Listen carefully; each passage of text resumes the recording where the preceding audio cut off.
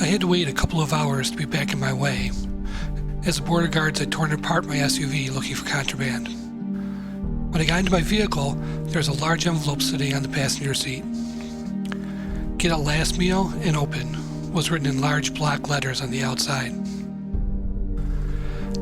The wording made my stomach slightly queasy with nerves, reminding me of what I was willingly going to.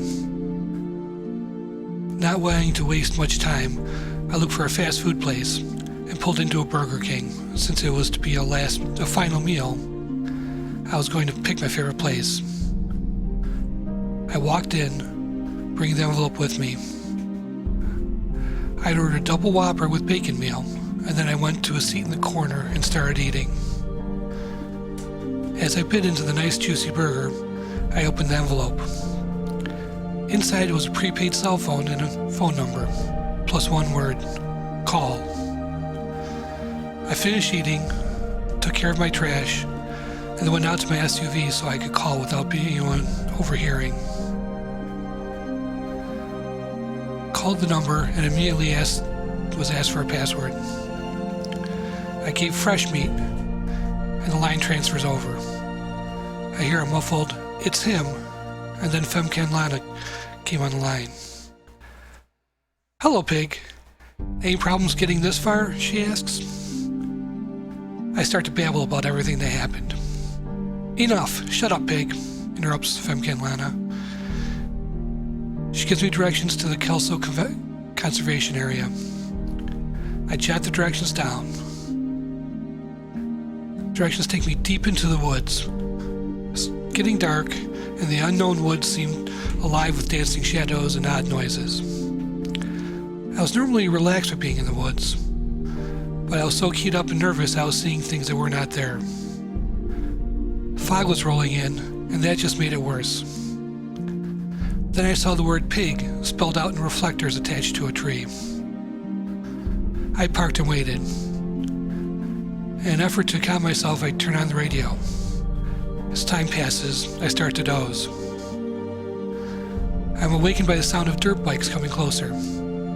I look toward the sounds and see lights from at least 2 dirt bikes and another vehicle. The larger vehicle has 6 large knobby tires, a crane winch, and a large open back. With the woodland camo paint, it was obviously some sort of military truck. I hear 2 quick pops and my headlights go dark. Then I am blinded by a high-powered spotlight. I don't see the 2 who approached my SUV until they smash my window and pull me out. As I sit on the ground, blinded and stunned, someone says, "Don't worry about your fucking car, Pig. You won't need it anymore." A hood is placed over my head, and I am strapped to the back of one of the bikes.